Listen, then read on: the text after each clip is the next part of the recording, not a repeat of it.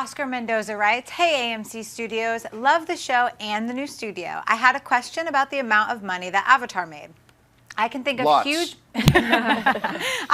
huge box office hits like The Avengers at $1.5 billion, Man of Steel at $660 million, The Dark Knight Rises $1.1 billion, etc. But how does a movie make an incredible $2.7 billion? Avatar. That's more than 4 times what Man of Steel made. Can you elaborate on how this was even possible?" Well, I mean, if there was like just a pure, easily put down on paper explanation for why it made like $2.7 billion, every studio would be making $2.7 billion movies. It's not that easy. But the way I look at it is this. If you've ever seen the review I did for Avatar, I really enjoyed Avatar a lot. I had so much fun watching it. I had my qualms with it, though. It's not a great story. It is a complete Dances with Wolves ripoff, plot point for plot point for plot point for plot. I mean, really, seriously, it's the exact same movie. Just one is dealing with, aliens on this planet, one is dealing with Native Americans. But other than that, it's this same plot throughout the entire movie. And that's irritating to me. The dialogue wasn't particularly wonderful and great, but overall, as a film experience, it was great. I was really happy it got nominated for Best Picture, but I was also really happy that it didn't actually win. But the thing about Avatar, when it came out, and keep this in mind too, for all the money that it made, it only made $77 million on its opening weekend. Only $77 million. But like Avengers made like $200 million on its opening weekend. I mean, big, huge blockbuster films now can open at $100 million.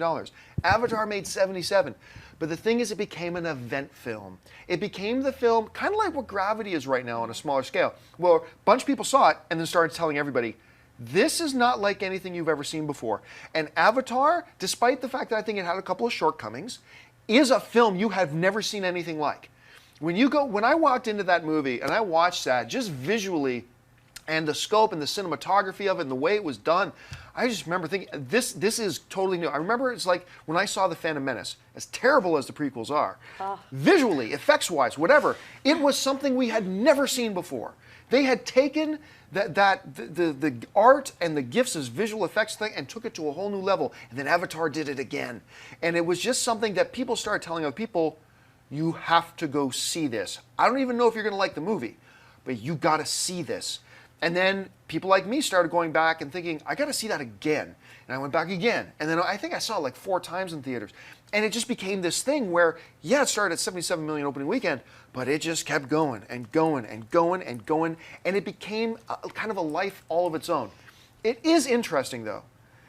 You take a big blockbuster film like The Dark Knight, and you see everybody dress up as it is. It maintains this pop culture presence. Because for 5, 6 years after that came out, people are still dressing up as the Joker at Halloween. People are still dressing up as Batman and all that kind of stuff. Avatar kind of disappeared from the pop cultural consciousness like a year after it was out of theater. It did. Like that first Halloween, you saw a few people dress up as Na'vi. After I've not seen anybody dress up. I don't hear people quoting Avatar. I don't hear people talk. It just kind of disappeared from our consciousness. It will be interesting to see how Avatar 2, 3, and 4 resonate. I don't think we're going to see Avatar 2 make as much money as Avatar 1. But who cares? You can make half the amount of money that Avatar 1 did, and it's still a major, major blockbuster hit. So, but still, I'm curious to see how people react to Avatar 2. Amy Rose, what do you think? Yeah, I think that, one of the big things that you touched on was experience, but furthering that, why Gravity has been such a success is the way that Alfonso Cuarón shot it, and I feel the same way about Avatar. That movie is meant to be seen in IMAX 3D, period. And those ticket prices are a lot more expensive. They just are. With a film like Gravity, I didn't get the privilege of seeing that before it hit theaters, and I was going to wait until I saw it on IMAX, period. There was no other format I was willing to see it on. And I feel that same way about Avatar because of what James Cameron continuously does with his technological advances. He continues to raise the bar. That was Avatar. other than Dances with Wolves, it was Ferngully the Last Rainforest, verbatim. Or Pocahontas. Or Pocahontas. Yeah. And I love Ferngully the Last Rainforest, don't get me wrong, but the story is not what I loved about it. It was the depth, it was the richness. It was a special spiritual context, sure, and all of that greatness, but it was just the effects that blew us all away. And it was that experience that, sure, if I watch it at home, sure, it's still great, but it's not the same experience. How I feel about horror movies in the theater as well. But with a film that's shot the way he does, where it's art. Cameron continuously makes art with his filmmaking because he constantly raises the bar, and that it should be shown in IMAX 3D, and those expensive tickets can definitely greatly affect. I mean, if you look at what ticket prices were 10 years ago, it's insane. I remember thinking, when I was in high school, oh, they'll never reach $10, they'll never do that. It was still like $4.50. I mean, it's ridiculous. So I definitely think that ever-evolving landscape and economy and all that affects it, but when there's a film-going experience like this, you have to see it on the big screen, even if it costs $20 to see it in IMAX 3D. Aaron? I mean, for me, Avatar was the perfect example of a kind of movie that really did well from word of mouth. Literally, as you were saying, you would hear from someone else how incredible this experience was, and you had to go see it yourself. And Avatar is a movie that you need to see in theaters. You have to take advantage of that experience because it's not the same on your laptop or on your TV, even if you have the 17-inch MacBook Pro, which is always getting in my way, this camera, blocking my shot.